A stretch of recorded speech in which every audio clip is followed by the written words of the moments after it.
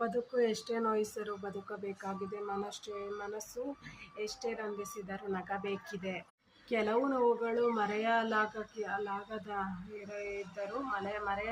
ಇದ್ದರೂ ಮರೆಯಬೇಕಿದೆ. ಅಂದುಕೊಂಡಿದ್ದು ಆಗದಿದ್ದಾಗ ಹೊಂದಿಕೊಂಡು ಹೋಗಬೇಕಿದೆ. ಇದುವೇ ಜೀವನ.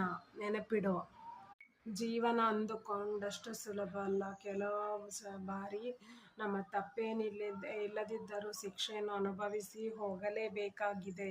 ಯಾವಾಗ ನಮ್ಮವರ ಬಾಯಲ್ಲಿ ನಮ್ಮ ಬಗ್ಗೆ ಅತಿ ಕೆಟ್ಟ ಮಾತುಗಳು ಬಂದು ಬಿಡುತ್ತವೆಯೋ ಆಗ ನಮ್ಮ ಸಂಬಂಧ ಮಕಾಡೆ ಮಲಗಿಬಿಡುತ್ತದೆ. ಆಮೇಲೇನಿದ್ದರೂ ಹೊಂದಾಣಿಕೆಯ ಬದುಕಷ್ಟೇ ನಮಗೆ ಉಳಿದಿರುತ್ತದೆ. ನಮ್ಮನ್ನು ಭಾರ ಅಂದುಕೊಂಡವರ ಜೊತೆ ಬಲವಂತವಾಗಿ ಜೀವನ ಸಾಗಿಸುವುದಕ್ಕಿಂತ ಅವುಗಳಿಂದ ದೂರವಾಗಿ ಒಂಟಿಯಾಗಿ ಬದುಕುವುದೇ ಲೇಸು.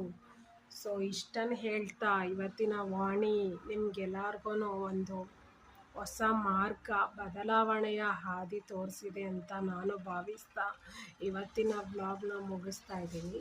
ಸೆಲ್ಫ್ ರೆಸ್ಪೆಕ್ಟ್, ಸ್ವಯಂ ರಕ್ಷಣೆ, self respect, self protect is the most valuable protect in this world to the valuable soul ಅಂತ ಹೇಳ್ತಾ ಈ ಮಾತನ್ನ ಮುಗಿಸ್ತಾ ಇದ್ದೀನಿ.